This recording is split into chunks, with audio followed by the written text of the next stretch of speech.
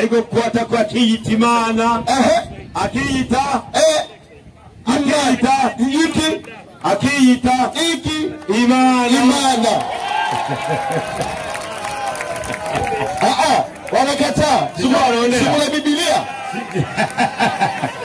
yeye alisoma hiyo mlango wa 5 akashuka kwa 36 hiyo kali tuandani chunga kwanza yeye aliruka kwa 36 akaacha kuanza mwanzo inge turangiza ikitanditswe sikiliza 19 nasema nini 19 akiti Imana se akiringaniza ni Imana unasikia kisha 19 nuko Yesu akubabwira akawaambia nini ati nuko ndababwira Waislamu msikilize vizuri hii angatumana shoye gukora hiki kwigenera hakuna kenye mtoto anaweza kufanya peke yake atabonye se agikora bila kuona baba yake anafanya kisa kora byose kenye baba anafanya umwana chagikora kuno sasa kama baba anaumba mwana anafanya nini anaumba baba akipanda uzima mwana anafanya nini naye anapanda uzima rudilia hiyo aya hawataelewa vizuri ati nukuri kuna wabwire ati nachumwana shoye kwigenera atabonye sakora kuko ivyo se akora byose n'umwana acabikora kuno sasa kama baba ameumba n'umwana anarema sasa ndio akora byose mzameelewa ameelewa ameelewa sasa hapa Waislamu wataelewa vizuri Waislamu wanatahura gusa kama utaelewa leo utaelewa mwema na gutahura hata tuende polepole gifu nao gisema misekuro kirumba bora bora Abafarisayo walitamani kumpiga Yesu majiwe bagomvye kwicisha Yesu amabuye kwa kuwa anajifanya kama Mungu kuko yiringaniza ni Imana hata leo Rugombo tuna Wafarisayo nuno munsi mu Rugombo turavuze Abafarisayo hao Wafarisayo ni hao bicaye wao wanamkataa Yesu basi Imana nzima Yesu hata kwanza nionyesha jibu ikazwaingisho yaswali waliuliza ikibazo wabajeje Yesu amejiita Mungu peke yake ariano Yesu hii Imana ubwiwe ama ni watu walimuita tangira abantu bamwise nijibu kwanza swali hiyo kubaishi hicho kibazo tunaenda kwanza Yohana 14 Yohana 14 hadi mstari wa 6 umurongo wa 6 tunaona kama Yesu amejiita kama yeye ndio huyo baba unasema hata mko mnavuga Yesu aramubwira akasema nini ati ni jewe nzira n'ukuri n'ubugingo na ushika kuri data namujanye unasikia kuna Yesu na kuna data hapo kuna watu wawili anasikia hiyo amenye Yesu huyo anasema hivi sawa uendelee sawa kisha hiyo mumumenye Yesu mungikuwa mnamjua Yesu na data mumuuzi na data ungemjua endelea ubiriza wao sikiliza hata futo wewe muri maternelle tangu sasa uone ubu muramuzi kandi mwamubonye sasa wanamuona nani wanajua nani babonyende kandi babonyende sasa hao Mafarisayo walikuwa kama vile Filipo wamezana Filipo akuelewa Filipo ni atahu na tangu sasa kandi uhere unamuona mnamubonye na mnamjua kandi mnamuzi Filipo akaangalia pembeni Filipo anakuruhana sasa huyu tunaona ni nani kubonye ni nani wewe tunajua ni nani hapo namubwira wakaangalia hivi balibuja ni mwangalia ni Yesu kumbele yao na ni Yesu sasa huyu baba tunaona ni nani ndio hiyo dada tunaona huyu mwe tunaona ni nani umetumeka ni wewe wahe Filipo akasema hapana Filipo anatoya hata nimuulize nikana uwaze akasema nini Filipo anamubwira Yesu akamwambia Yesu ati mugezi twerekezo kabisa wallahi nioneshe baba wallahi twerekezo nioneshe baba yako kisha wallahi twerekezo akamwambia nini Yesu anamubaza akamwambia ati mbega Filipo kuna banye namwe igihe kingana gito nurakaruha umenyaga Filipo Hallelujah. Sasa hiyo mada siaisha. Imani si mada naisha. Huyu data unatafuta, huyo ndati mara mnaonela. Wewe. najibu swali ati uone jewe ababonye data. Nataka kurudia haya aya yake. Lakini najibu swali hapo. Ego. Hata nimeongeza ingine aya. Reka tumone undi murongo. Ufunuo 20:6-7. Irya Yohana 21:6-7. Biblia rimwe umurongo wa gatandatu na kwendwe. Namaliza najibu hapo kisha nirudi kwa mistari yake alipitia. Aturasoma. Kandi kandarambarira. Ati kararaye. Ndi Alfa. Na Omega. Hapo Waislamu hawapingi kama Yesu ni Alfa na Omega. Baravyemera. Ni kanguriro. Ni hezo. Ndio. Ufisi nyota nzomuha kunwa ku isoko ry'amazi y'ubugingo. Alipatia uno. Unesha azora bivyo. Nanje Yesu zoba Imana yiwe nawe umwana wanje. Haleluya. Amen. Ikiri gitabo cy'abanyabwenge si cy'abana. Biblia Unajua urazi Waislamu wana tatizo moja. Bafite ikibazo kimwe. Ni kama vile mtoto wa primaire. Ni abana bo mu mwaka wa mbere. Mtoto wa primaire. Haleluya. Amen. Mwache ni wafunze kwa bure. Reka tubigishe ku muntu batange minerval. Mtoto wa primaire, umwana wo mwaka wa mbere, ukimwambia moja kutoa mbili, mwumvize neza. Ugiye kimwe gukuramo kimwe, moja kutoa mbili, kimwe gukuramo bibiri, habiwezekani. Nibishoboka. Anakuambia habiwezekani. Ati nibishoboka mwalimu. Lakini wakati unaenda ku secondary, unabugiye mu mwaka wisumbuye, ukimwambia moja kutoa mbili, ugiye kimwe gukuramo bibiri, ni mweze. Inawezekana. Sasa hao ndio kinashoboka. Hapo kwa mprimere, wewe kimu miaka yo waelewe ni tatizo. Sasa muri maternelle, kugira batawe ningorane. Nadhani kwa Qur'ani aliye sitasi bafata ku mutwe. Hata nishajibu swali, hao ni shikibazi. Hawakuelewa. Baba, usawa warudia. Havuga gutya. Anza kusaba. Ishono yana 21:6. Kandi rambarira ati karabaye. Ni Alfa na Omega. Ni tanguro ni herezo. Ufisi nyota nzomuha kunwa ku isoko ry'amazi y'ubugingo ku. Unesha. Atera bivyo. Anje nzoba Imana yiwe. Nawe azoba umwana wanjye.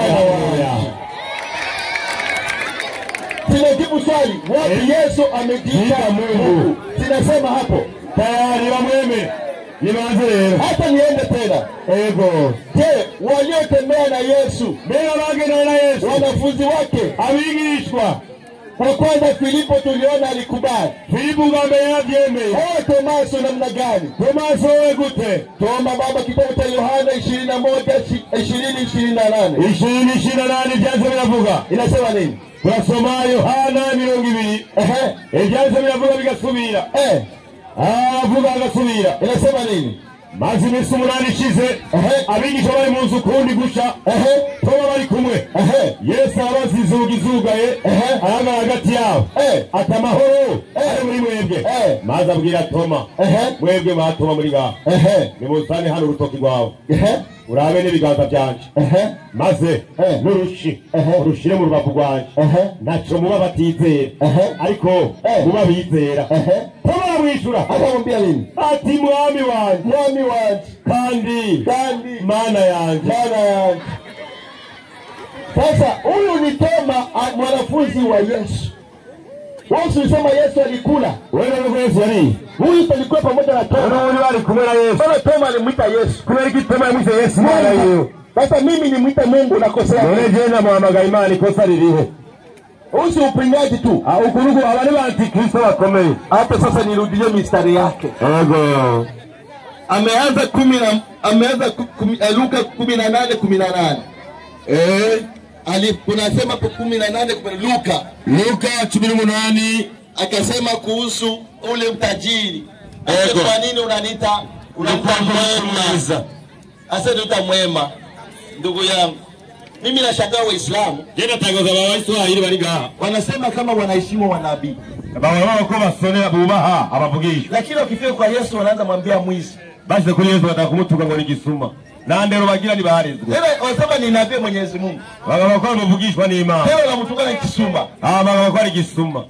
Sasa bora mimi Obana jewe. Nafuata huyo Kisuma. Muri kilicho Kisuma. Yego. Nafuata huyo Kisuma. Jengo likili Kisuma. Lakini wao wanafuata Muhammad. Wako likili maraya. Nisingie huko.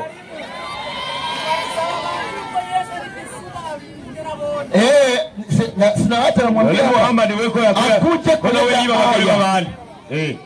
Kuliko kufuata mtu mwenye anatongoza dada yake, hapo kuliko mnatongoza mushiki wiwe, mtoto wa mamake mdogo, karongora umwana wa nyina mutoya.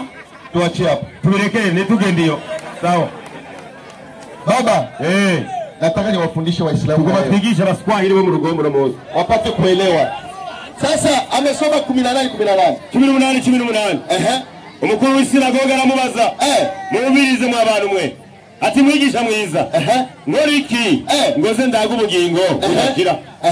Yesu aramubaza nikibazo unyitiriki mwiza the question unyitiriki mwiza ni swali anamuza kwa nini unaniita mwema na mwiza atari umwe akamwambia iwe Mungu ni Mungu. Manake Yesu anasema kama unanijua kama mimi ni mwema manake mimi ni Mungu wako. Amena.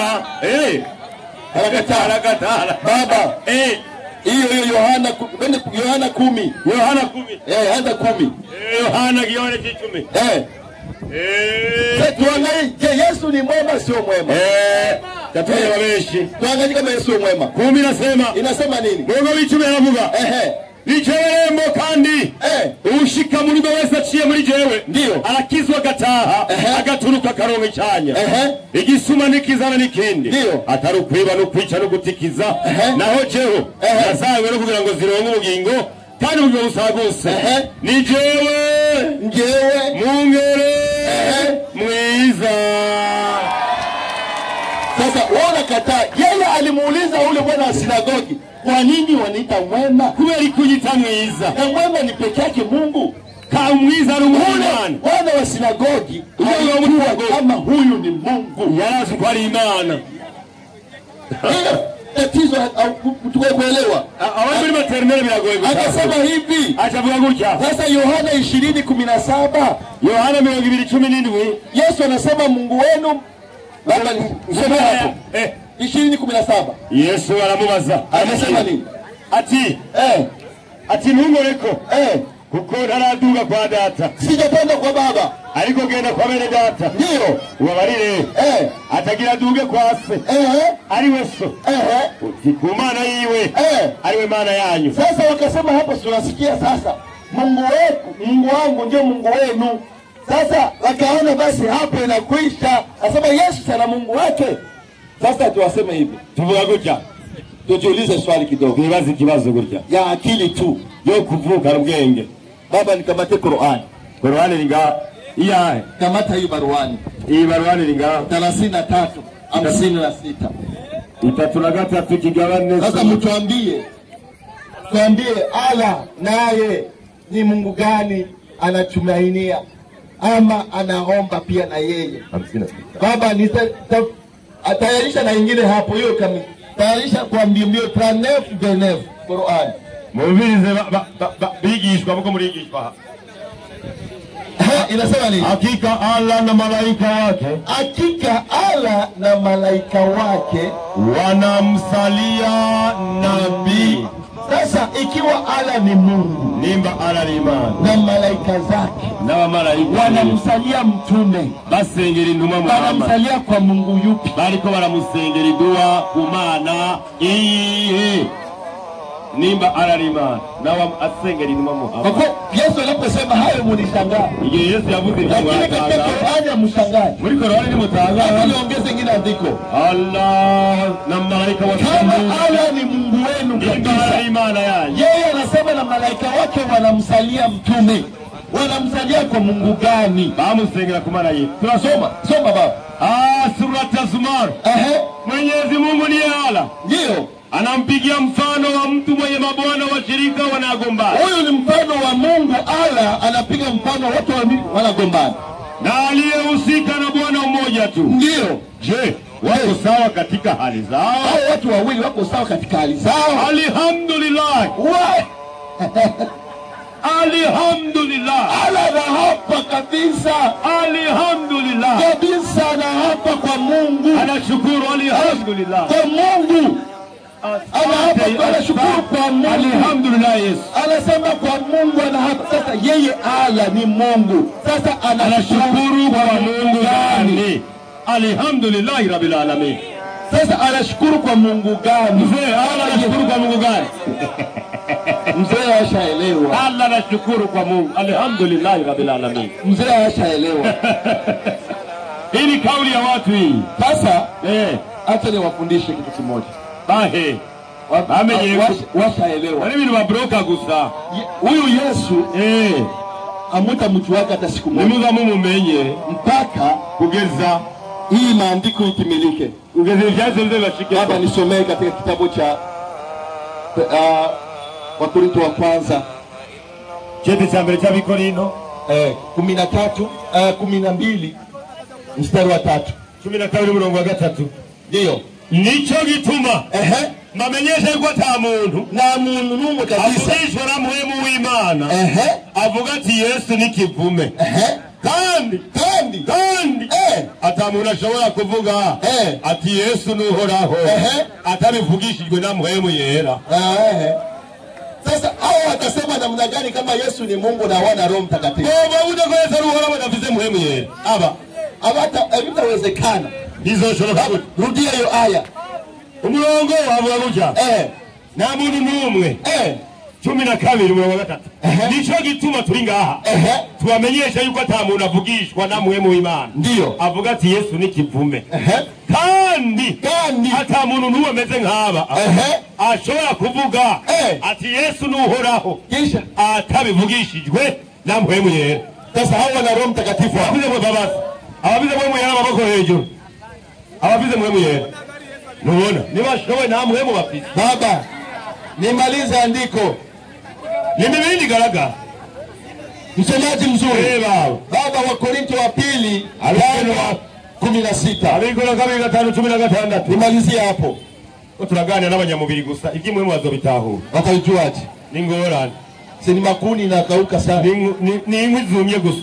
Nico gituma none sikia sasa andiko hili ya mwisho twebwe bizera Kristo. Nico gituma none tutagiriwe tumenya kuvyo kurukoba. Kama ulijua Yesu katika mwili nao twari tumuzi Kristo, hata kama ulimjua Kristo uvyo mubiri katika hali ya mwili, ariko noneho nitukimumenya dutyo hatumjue tena hivyo. Kama ulimjua Kristo katika hali ya mwili sivyo alivyo. Ndugu yangu, Kristo iko mbinguni na alisema hapo mwalimu kama Kristo atashuka au atakuja kufanya nini? Naona zoga aje gukora iki? Atafanya nini? Ngande nitarudia hapo kama Kristo ndio atahukumu za kubereka ne twagaruka uburyo iyo mari zo gucurubanza yari iyo ninde bayi. Sasa yeye atakuwa hukumu yeye kama nani? Naona zo gucurubanza ngande.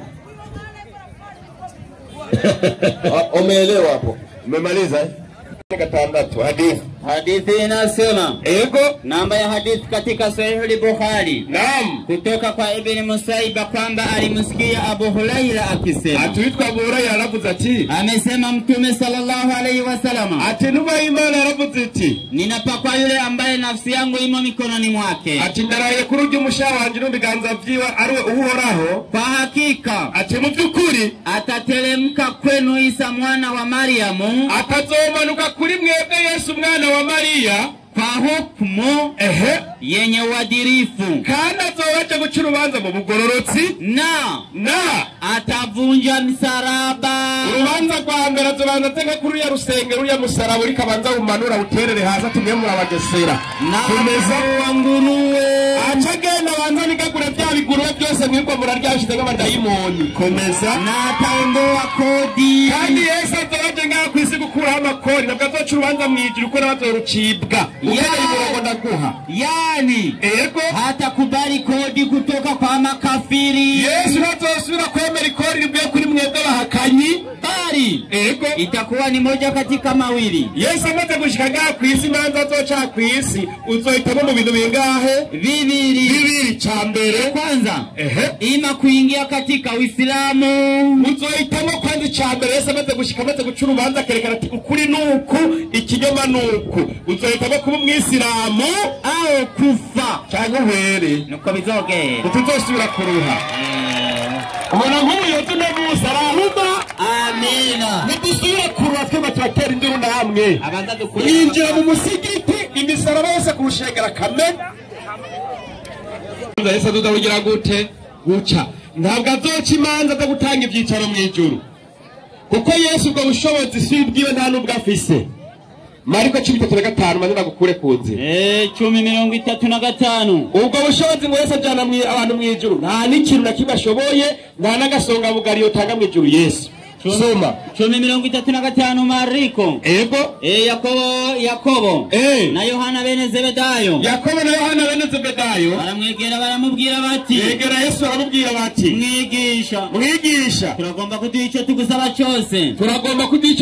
cyose. Arababaza ati mugombe iki? Baramwishyura bati, uduhe ngo tujye twicare umwe iburyo bwawe uwundi ibumoso. Nakubwiye ko abakirisi ngo niyo nzira bazobajana ubwiza bwawe.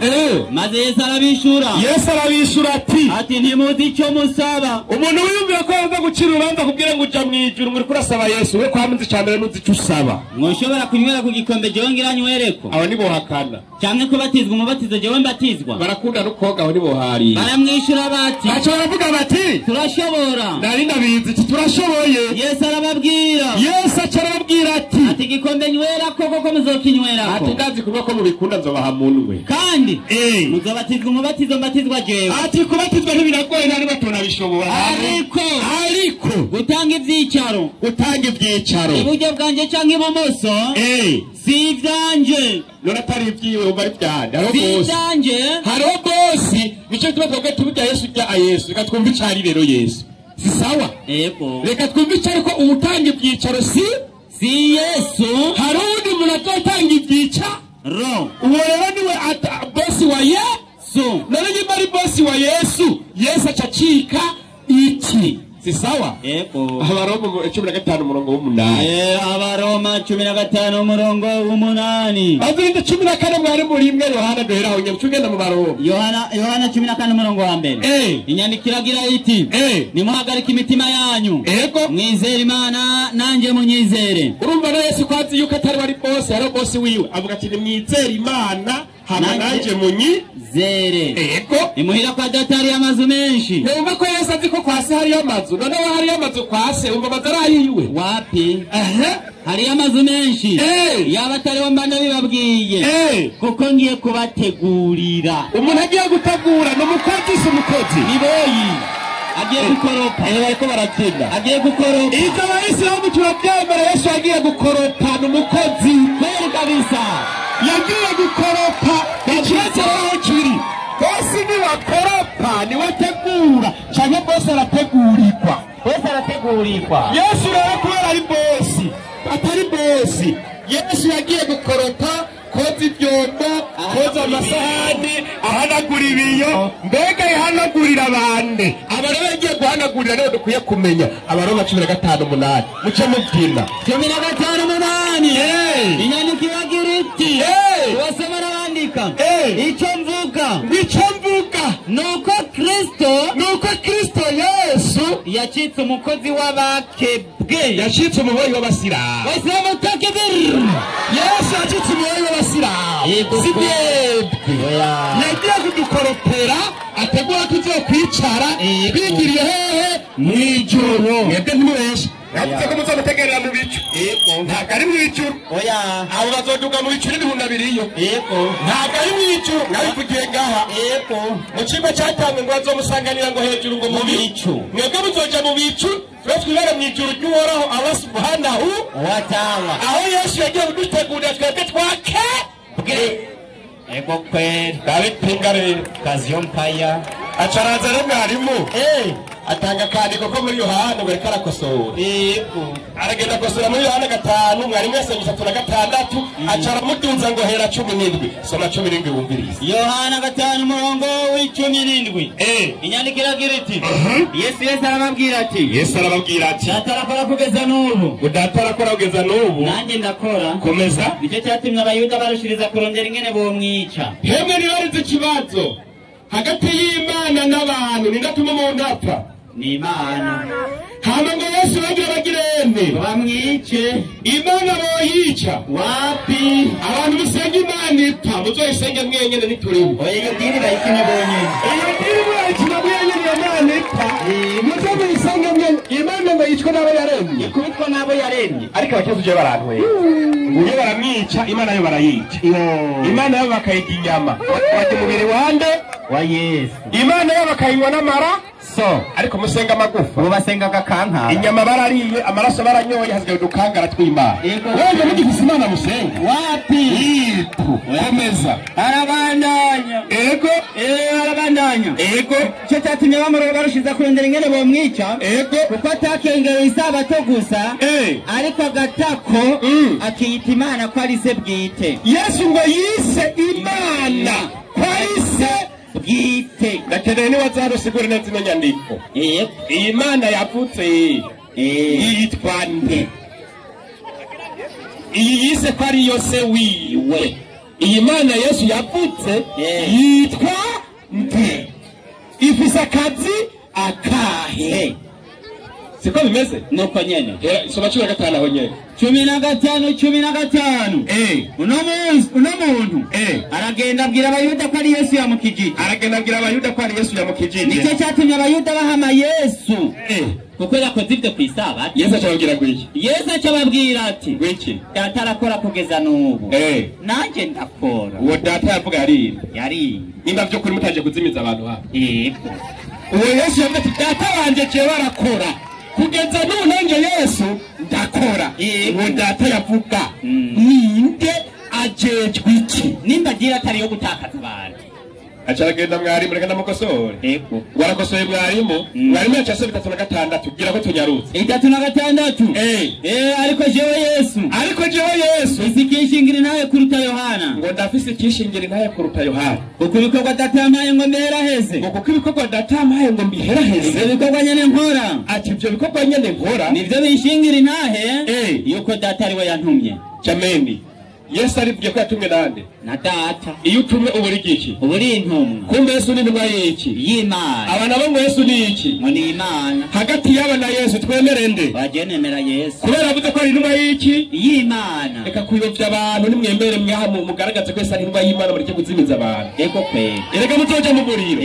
Akazi kayo. Kandi ubuzima bw'isi n'ubwa kanya gato. Aho nyene 24. Haravuga ati ego utankunda jewe Yesu. Yesu yaciye avuga ati abantu babo badakunda Yesu aba. Yitondera amajambo yawe. Ntushobora kwitondera amajambo y'umenye ko yakubaza kugira ko ari ntumwa y'iki? Y'Imana. Ego kandi ijambo mwumva jewe Yesu mvuga. Bijya byose wumvise Yesu avuga si ryanje. Ntabwo ari we yabyigene kuko nta bushobozi yari afise.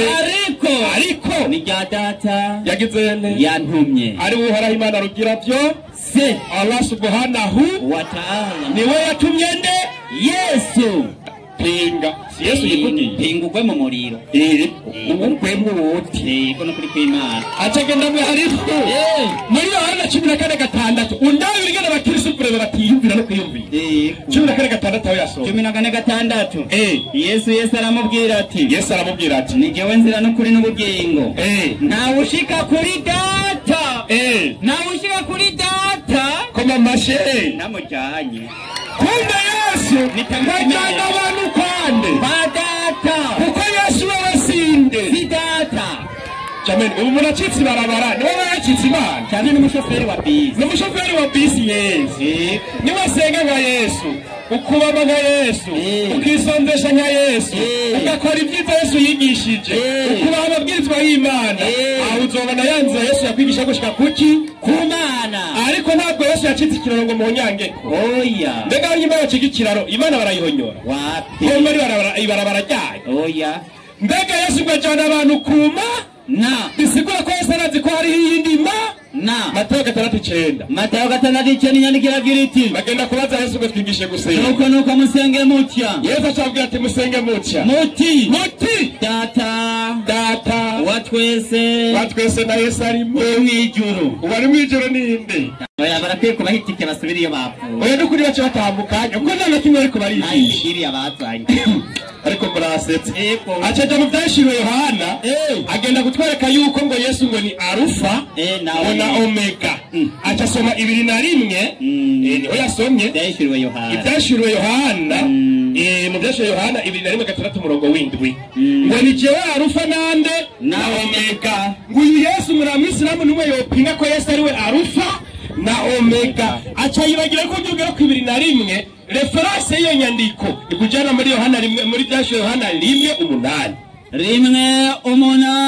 banze gukosora ego kwera avuga ngo iki inyandiko iragira iti jewe ndi Alpha na Omega. Jewe ndi Alpha na Omega. banzurindira bavuga ni ubavuga ninde bigatumura hera rimwe inyandiko iragira iti ko ari Yesu Yohana ndabandikiye mwebwe Yohana aho nyine harabandanya uguhishura kwa Yesu Kristo uguhishura handitse uguhishura kwa Yesu Kristo yego uko yahawe n'Imana kumbe ibyo ariko aravuga byari byahawe Imana niyo yakirivuga ati ni jewe ni Alpha na Omega. nawe waritse discours kwe nawe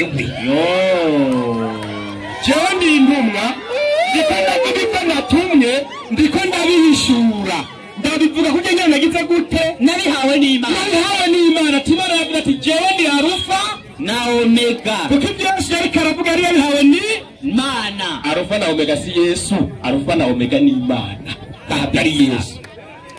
44:6 aho nyene nyarutse Yesaya inasema katika Biblia Yesaya ntabwo ari Yesu. Imana yivuze ko Alpha na Omega na Yesu ataraza ku isi. inyandiko igira iti uko niko wahagize none Yesu n'uhoraho harapfa ikada umwami wa Israeli ariwe mucunguzi wawe uhoraho n'ingabo ati ndi wa mbere ati ni jewe Alpha kandi ndi w'iherezo kandi ni jewe Omega hinga ni Yesu oya kwe uko bango kwegeraniza ko mukwegera ko mubyihanganire kuko nabyo mwoshobora acagenda muri Qur'ani w'intara y'abamarayika tayishara na nabi Imana ngo yasenga ngo nde sha bamugenda bariya mwarimu muri Yeremiya 2:5 muri Yeremiya inyandiko iragira iti muri Biblia yego hagira hati iki ariko nimwanga kumva y'amajambo iyo ngoro izocika umusaka ati iyo ngoro izocika umusaka ndirahiye ubwanje Imana ati ndirahiye ubwanje nabacagenda gusoma ngo Imana yavuze ngo alhamdulillah genda mwige yakwishura Imana ishobora kwirahira yo nyine so kwisenga no kwirahira no kwirahira kuri nahaza kwishimagiza ndirahiye urumva alhamdulillah ngo wetubwira ngo yindi nawe yirahiye ku yindi yihe ikada genda muri Qur'ani reka ndashaka yo ni myinshi cyane ndashaka kumunyenga nzi mwiraheza ahubwo soma hiyo inasema hakika Mwenyezi Mungu na malaika wake ngo mu by'ukuri Imana yagira byose n'abamarayika wanamsalia nabii barasabira inuma y'Imana enyi mlioni yemwe abemeye msalieni namwe muce musengera inuma y'iki na mumsalimu kandi munayiramutse isiguro bayerezo hapo wewe uza gusoma ibintu kandi abasiguro iriyo maelezo hakika Mwenyezi Mungu aturukuru wa Imana rugira byose anamrehemu nabii wake kumurehemu manake mu Kirundi ni kumuheza aramuhezagira imihezagirwa kuriyo ku Mana ihabwa nde nakabwira ngo gusenga oya no kumurehemu kabisa tafsiri ya Kiarabu kumurehemu kumusalia birashaka gusa soma komeza inaendelea yego inaendelea ndiko soma aho yasomye kandi Qur'ani ivisaho komeza naye na malaika wanamwombea yeye abamarayika nabo Imana imaze kureba Muhamadi imaze kumusabira imihezagiro n'imigisha ikamugwiza imigisha ikimana ifite kikareba marayika kugira uko kikaba karorero ko gusengera intumwa y'Imana ko gusabira intumwa y'Imana ne Muhamadi enyi miliyoni ati namwebwe abantu mwemeye msaliyeni na msalimu kwa salamu namwe n'umugenzi uko nyene mugomba hezagira Muhamadi mumuramutsa kugira ngo namwe muronke iki imihezagiro kumwe Imana avuga ngo uzohezagira Aburahamu nanjye nzogira gute muhezagira ati n'uzomuvuma nzogira nte nzomuvuma abantu byose nibabizi wibaza ko wigisha gusa ko Yesu yise uhoraho turabi ukuri inyandiko ego kwe acaja mu Bikorino ba mbere 12:3 yemwe mumvirize yabivutse ego nimushapure oya kabisa soma yubu mwihangane umuturababaza ariko urushinge rurababaza ariko nimutera amaguru ariko niwo muti ego soma nicyo gituma mbamenyesha yuko ata muntu avugishwa na mpwemu w'Imana avuga ngo Kristo ni kivume sivyo gaye Baraje muri Galatiya mwari mu 3:13 ntavuze yuko ata muntu n'umwe avugishwa na mpwemu w'Imana ashobora kuba ukakavuga ko Yesu ari kivume ego sibo babivutse bakristo nibo bavyumvise namwe asha babivuze ku mugaragaro izuba ripa nimwana komya mashi ego yuko ata muntu avugishwa na mpwemu w'Imana bashaka ko nari mpwemu tugira mugabo ngo ko baravugishwa na mpwemu y'Imana ngo bashaka kuba bakavuga ngo Kristo ni giki ni kivume soma Galatiya 3:13 abana bakristo bavuga eko Kristo yaducunguye umuvumo w'ibyagezwe yaducunguye umuvumo w'ibyagezwe komeza yakitike amurinire yani kuba Kristo ibyagezwe by'Imana byose ngo numuvumo yani amabwizwa y'Imana kuba Kristo ngo aravumye murangira ikibatwara komeza yakitike kivume ngo Kristo ngo yakitse igiki ikivume abakristo bamara ko yakitse ikivume aduze intoki Ndabi moza wenyine niwe yadugije amaboko ngo Yesu ngo yakitse ikivume kubera mwebwe kumba abakristo nta mpwemu yera bagira kuko nta muntu afise mpwemu w'Imana avuga ngo Yesu yakitse ikivume shanda bahinyuye abo bafite mpwemu ya Satani kumba bakoreshwa na mpwemu ya Satani ngo badupfira ibyaha byacu ngo haleluya yakitse ikivume bwacu ngo yikoreye inkwimba zacu ngo nitwe ibyaha byacu yikoreye kumbe mukoreshwa na mpwemu wa Satani kuko nta muntu akoreshwa na mpwemu w'Imana avuga ngo Yesu yakitse ikivume mugabe Bibiliya ngo Yesu yakitse ikivume kubera abakristo yari abakoresha Bibiliya bose n'abayanditse bakoreshwa mpwemu ya Satani muhezagi ego n'ukuri kw'Imana iyo mivumo murayijya mwenyene Jesse ndimo kandi musigaye muzi kwigisha murabizi ko ahubwo nagushimisha nuko tambaye ahugurira agasoda mwari gushika naho muvuga ko muko mukoreshwa na mpwemu ya Satani turabemeye ego n'ukuri muri abantu beza ndabemeye acaragenda mwarimu asoma muri Luka 18:18 acagenda asoma na Yohana 10:11 ngo niwe mwungere none gahemwe umuntu ajejwe kuragira intama z'umuntu we nubabare cyangwa ushavure nuko bari inyandiko ziri muri Bibiliya ahubwo nushwarira Bibiliya yego utabure yuko Yesu yahindutse igipfu ribari byose muri byose bikambirutse muri Bibiliya we nushavure ahubwo shavura Bibiliya nyene umuntu haba yarisibiga muri Bibiliya n'ubushavuzwa n'iki ariko muri Qur'ani igitabo kitagira agasemwa cyangwa amakenga Yesu mwene Mariya n'umweranda nukuro Allah subhanahu wa ta'ala yavuze muri Qur'an gabanyeni amajambo dusanga muri Qur'an imani tujeko Yesu n'umweranda wege na mutanera n'amajambo usanga muri Bibiliya yabari umukozi ari giki Petero yambare gera musera Bibiliya no barimo jamaro kalima 39 mukibazo na roho iyo nisi mukurikira ikibazo cyacu Mariya iyo nisi Mariya arikora agenda yihuta mugaba mu gisagara cy'Yudaya aja mu mugaba mu gisagara cy'Yudaya ngira mu nzu kwa Zakariya maze Mariya mukanya na Elizabeth safi indayikinagira muri we Elizabeth yuzuzwa mpwemu yera avuga n'ijwi rirengati mu bagore ewe Mariya urahiriwe n'imbuto yo mu nda yawe irahiriwe akabazo rero ese Imana ni urubuto cyangwa niyo irema urubuto ngakabazo natwemaze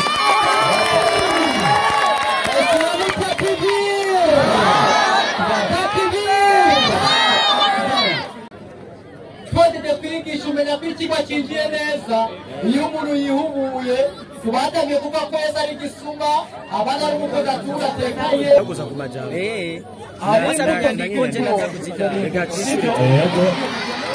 ari imbuto ibiharage ari imbuto imibuto buto n'ibindi twitwiki imbuto reka turongere kiravugwa kugira ngo tugire gute Yesu aca umugani kwanza w'imbuto 13 Matayo tangura aho turabe umugani watambuka w'imbuto umugani w'imbuto nivyo umubiki yasohotse ku b'imbuto ego ati zimwe ziga mu nzira izindi ziga mu nzira ati izindi ziba mu rutare atari vugishi cyaziramera kuko atavugishi izuba iziratse ziraba isobanurwa y'umugani nuko mweho mutahura umugani w'umubivyi uwumva ijambo ry'ubwami ntarimenye wamubaraza akarisahura ikibibwe mu mutima wiwe uwiye ku rutare nuwumva ijambo agaca ryakirana umunezero ntagire imizi uwumvise ijambo ry'Imana asa n'urubuto rwatewe mu ivu rimera maze kagira gute rigakura mu yandi majambo urubuto n'ijambo ryande Imana urubuto n'ijambo ryande Imana na niyo mpamvu marayika yaje amubwira ati Mariya uzosama iki bavuga ati ngo Imana ni kurfaya ikivuze kijya kigira gute Imana yabwiye Mariya ati nutware dusaminda ijambo ryarigira mu nayande ya Mariya ikikiki urubuto kwa urubuto kwari iki Imana haleluya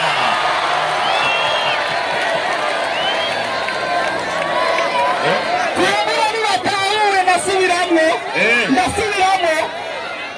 Imana yategetse Mariya nutwarinda atamugabo Mariya babonanye Imana yavuga ijambo ryinjira mu nda ya Mariya ryambara umubiri ryari ubuto n'ibijambo ryande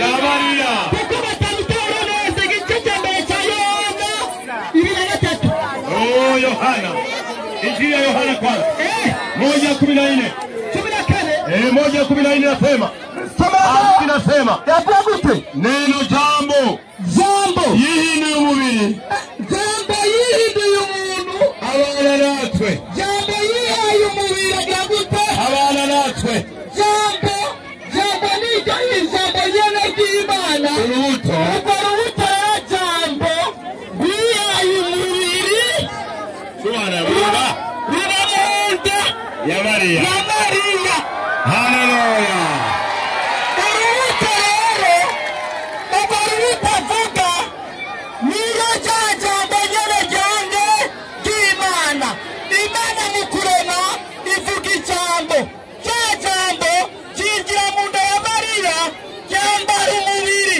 ryihereza umubiri riraza rirana natwe mu yandi majambo rujya rubuto rero kuko batarabitahura kuri Petero wa mbere avuga ngo igabane cya mbere n'umurongo wa 23 kuko mwavyawe ubugira kabiri umviriza bari mwese mwavyawe ubugira kabiri mutavyawe n'imbuto ibora ni mwavyawe n'imbuto ariko mwavyaye tekana reka mbaze wa undi akora hariya mu butware murongozi wacu ni wavyawe n'urubuto rubora amena urubuto rwakuvye n'urubora amena asivyo bwambije imbuto zibora babakoresha imbuto zibora bazari imbuto zibora Jesse yavyaye urubuto rubora isoberemo kandi soma ati kuko mwavyawe ubugira kabiri mwavyawe n'imbuto ibora mwavyawe n'imbuto ibora abamaze kuvugira kabiri bashyira amaboko hejuru abavuze ubugira kabiri mu gihugu Yesu Kristo haleluya haleluya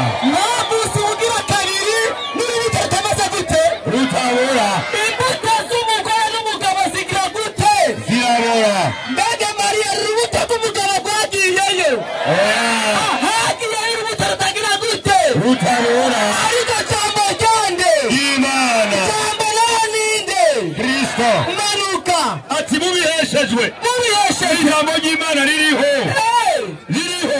rigahoraho ibihe bidashira kandi ibyo nabyo twabihesheje n'ijambo ririho rihoraho ritabora ry'ibihe byose.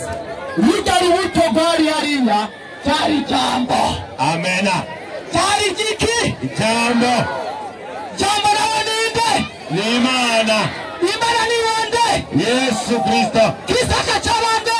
Uhoraho atabora. Urakoze.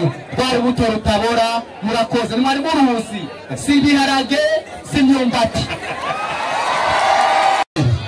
Yamuhaye amanota 3 ku 10. Kiroboreje ubusa. Ndavuga ko kwishyuka tukuvuga kubera iki? Reka mbaza abakristo bari ngaha. Nyina Fideli yishuye arasenga Imana rubuto tugire gutya. Arasenga Imana rubuto.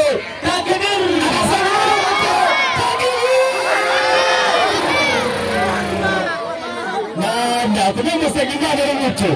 Ariko twita hariya nibigeze amanika. Sawa, nibigeze amanika.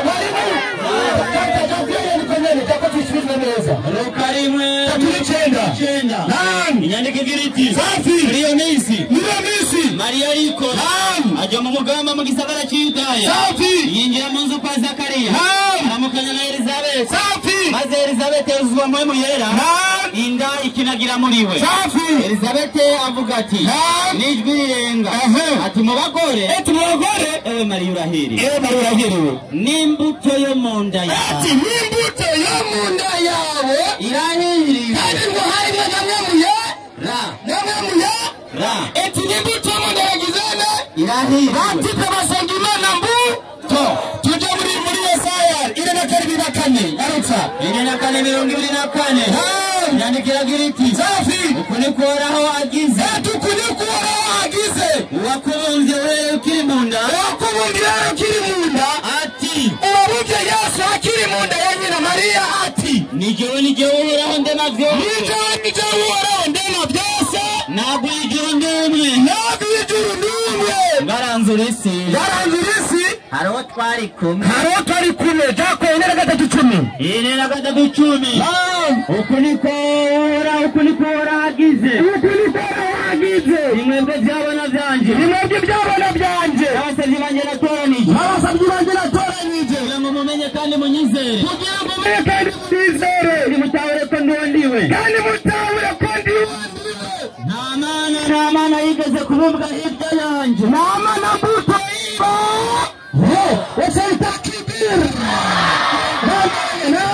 kandi uzoza mu nyuma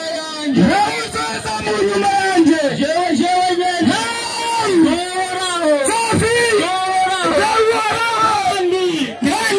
wundi mukiza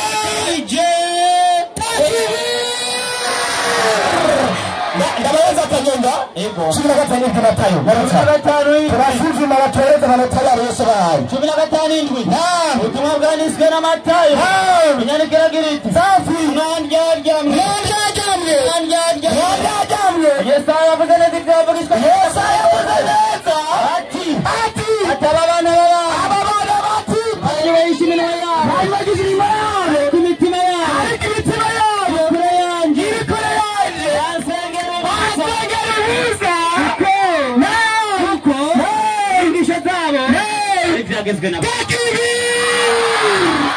Yesu yabahaye zero n'urusengero rusa 5:54 inyandiko iragira iti babyumvise baribwa mu mitima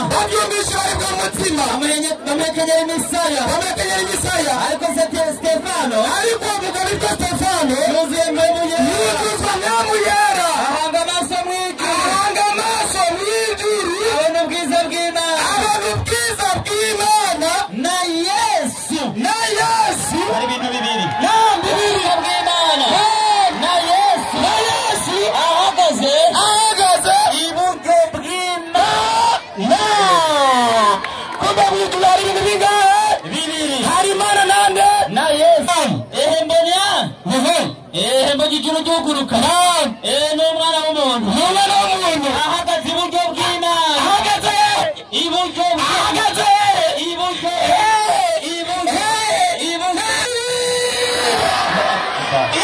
iburyo rero bambarire uhagaze kuri ico kw'intebe ninde canke ni giki uri iburyo ninde canke ni giki batubarire sasa Emedi buri munsi abajije ikibazo cyo burya nabonye gusa Emedi hagurutse naciye mbwira bari musha uwo muntu mumundekere kabisa kubera ko kuzi ucyumura wallahi n'umwarimu wiwe niwo biharira ivyo onye abajije ikibazo gusa kubera ko ndi umwarimu wiwe ifoto ngira gute mpaguruka nje kukwishura ikibazo cyawe soma inyandiko yiwe abajije nce ngaruka murambona tu 14 ku murongo wa 5 inyandiko iragira iti avuga gute kandi yonja murazi inzira ijyayo ngo kandi yonja we ni Yesu ngo kandi yonja murazi inzira ijyayo ni nyandiko yasomye Toma aramubwira ati mugenzi bituzi yuja mugenzi Yesu nituzi yuja dushobora dute kumenya inzira Yesu aramubwira ati ni jewe nzira n'ukuri n'ubugingo aho shika kuri data namujanye kumbe Yesu ashikana abantu kuri data Yesu ni inzira ishikana abantu kuma na kubera ko Yesu atari na yabyumbi bandani yandiko bandanya yeye mwamenye Yesu iyo mwamenye na data mumuzi ubanza kumenya Yesu kugira ngo akwigishe Imana utaramenya Yesu by'ukuri ngo akwigishe Imana ntibishoboka kumenya iki Imana namwebwe kubera ko Yesu atari muzi nibikunda kuri mwebwe kumenya iki Imana ariko kuri twebwe Abayisilamu kubera ko tuzi Yesu n'Imana turayizi ariko mwebwe maskini nayo muzi bandani wewe muramuzi yani mwamubonye kandi mwamubonye abamubwira arindira nawe nyene yagejeje naho ndasaba tulivu abantu mutetereze rero yagejeje ngaha acarabaza ikibazo uhereye muramuzi kandi mwamubonye aca arabaza ikibazo umenye Yesu ari imvugo yakoresha iyo Yesu yavuze ati muri Matayo 13 hari ibintu Yesu yavuga mu migani namwebwe mushobora kubitahura ariko kubera ko muje mu Islamu turabibatahuza tu muvanga mwatahuye atashinga ikibazo mure kugwamo atashinga ikibazo nguwo data ninde nuwo babonye ninde sipanyana wabajije Emedi ngo nuko nyene ngira ndamwishure neza uwo data ninde nuwo babonye ninde ingenda kwishure rero uwo babonye by'ukuri abigisha bo babonye Yesu ariko sasa abantu muri ngaha yabajije ikibazo uwo data ninde n'ubabonye ninde nariko ndishura kandi natanze inyishu na Emedi yavuze ngo nishuye by'ukuri navuze nti uwo babonye nde Yesu kubera ko niwe yari imbere yabo ivyo turavyemera sasa igisigaye uwo data ninde 5:37 Yohana 5:37 Yohana nyene kandi data yantumye Yesu ati kandi data yantumye abashingiri nahe ngo Imana nishingiri nahe nde Yesu bandanya naho murumva ijwi ryiwe ngo Imana mu nyigisho za Yesu ngo nta muntu n'umwe yarumva ijwi ryayo bandanya kandi Imana imurabona ishusho yo ngo Imana nta muntu n'umwe yarigera abona ishusho yiwe natanze inyishu babonye Yesu kubera ko Yesu atari iki atari Imana ugiye kubaza Yesu akubwira ko Imana itaboneka babonye Yesu kubera ko Yesu atari iki atari Imana takbir wabonye data wariwe yamubonye data n'uwunya ataboneka babonye Yesu kubera ko Yesu atari Imana iyo Mana iboneka asigaye kufuta je nari kwifata kabisa nka nuko nga utameza gi ego nanje Imana nyakuri niboneka era Emedi yajorewe kabisa niko niyigisha tubongera ibindi uwo data kandi ataboneka ninde kuri Yesu aho nyene 14 yatanze 28 14:28 ndiyo avuga gute kiragira iti ubanguke mwarumvise ko nayo babwiye ntindagiye mwarumvise ko Yesu nababwiye ntindagiye ariko nzobagarukako mwabonye mwamunezerejwe nuko ngiye kwa data iyo mwabonye Yesu mwamunezerejwe nuko ngiye kwa data kuko data wundi yabagije ngo ninde kuri Yesu ariwe anduta munyigisho ya Yesu wawundi data ngo aramuruta bisigura ko Yesu arutwa na data wawundi ataboneka ariko Yesu yabo araboneka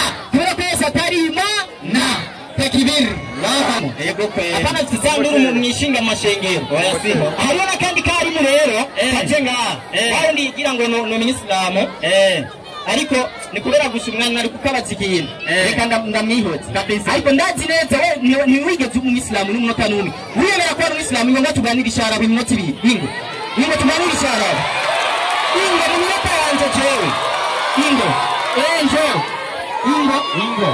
mu minota ibiri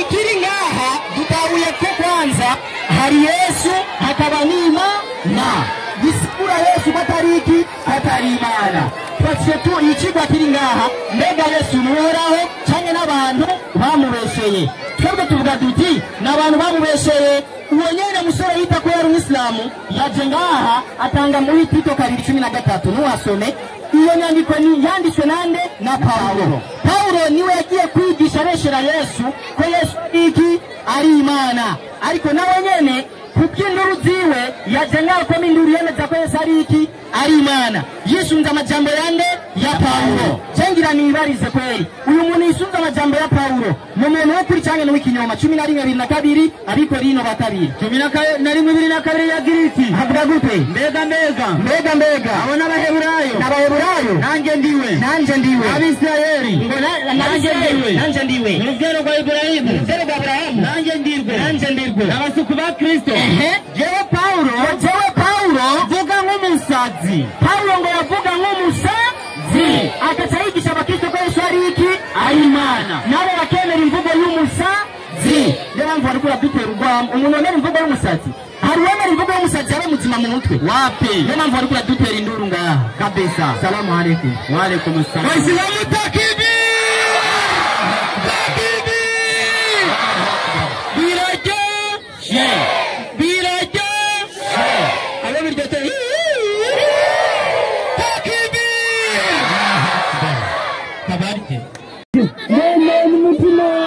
Vugishije ururimi rwanje batari n'Imana ikwiye gusengwa uretse Imana imwe rugende yemeza ko Muhammadi ari intumwa y'Imana akaba n'umushumba wayo na Yesu mwene Mariya n'intumwa y'Imana akaba n'umushumba wayo Yesu si Imana n'intumwa y'Imana akaba n'umushumba wayo guhera ubu turabaye abayisilamu Allahu akbar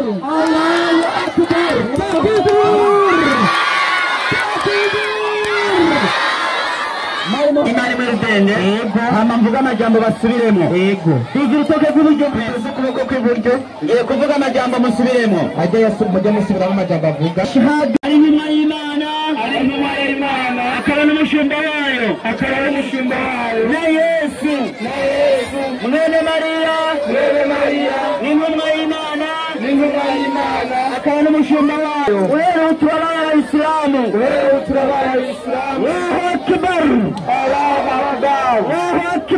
Allahu akbar